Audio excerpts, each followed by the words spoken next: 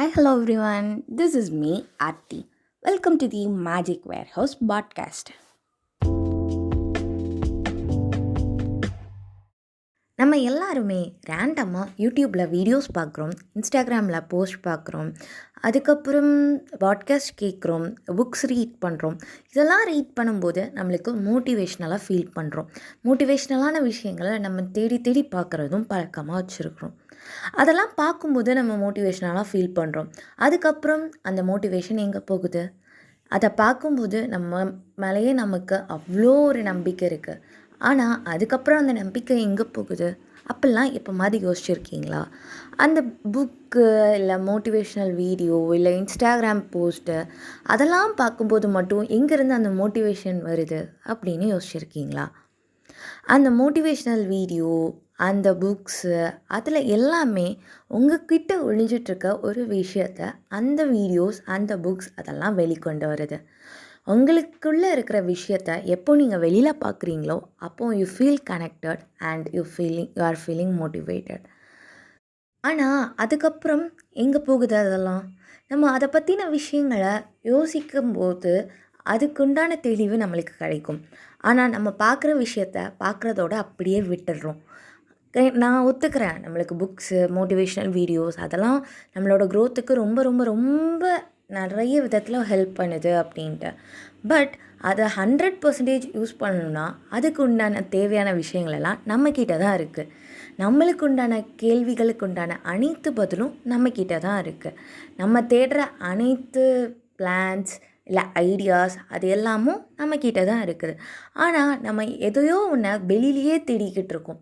நம்ம எப்போ உள்ளுக்குள்ளே தேடுறோமோ அப்போ தான் that will be the best answer to our question. ஏன்னா நம்மளுக்கு தேவையான கொஸ்டினுக்கு உண்டான ஆன்சரை நம்ம மட்டும் தானே கொடுக்க முடியும்.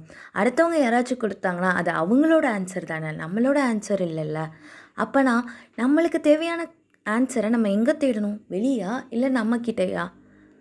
நமக்கு ஆன்சர் தேவைப்படும். அந்த ஆன்சரை நம்மக்கிட்ட நம்ம தெரிஞ்சுக்கிறதுக்கு தூண்டுதலாக இந்த மோட்டிவேஷ்னல் வீடியோ, புக்ஸு இதெல்லாம் அமையலாம்.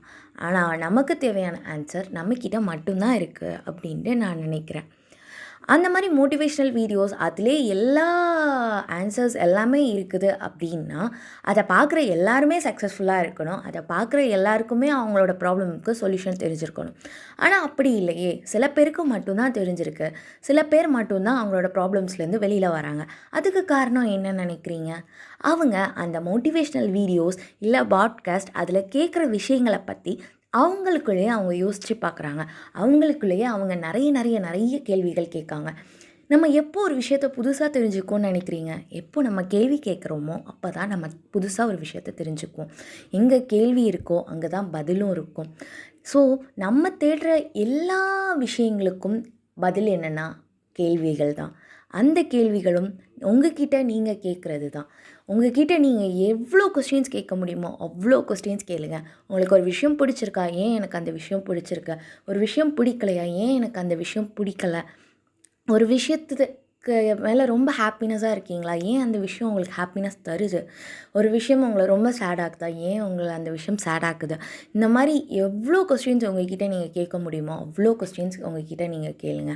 அண்ட் அதுதான் உங்களுடைய பெஸ்ட் டீச்சராக இருக்க முடியும். அதில் கிடைக்கிற ஆன்சர் தான் உங்களோட பெஸ்ட் கைடாக இருக்க முடியும். இந்த லைஃப்பில் மென்டார்ஸ் இல்லை டீச்சர்ஸ், குருஸ் அந்த மாதிரி நம்ம நிறைய பேர் இவங்களாக இருக்கலாமா, அவங்களாமா இருக்கலாமா அப்படின்னு நம்ம ரொம்ப தேடுறோம்.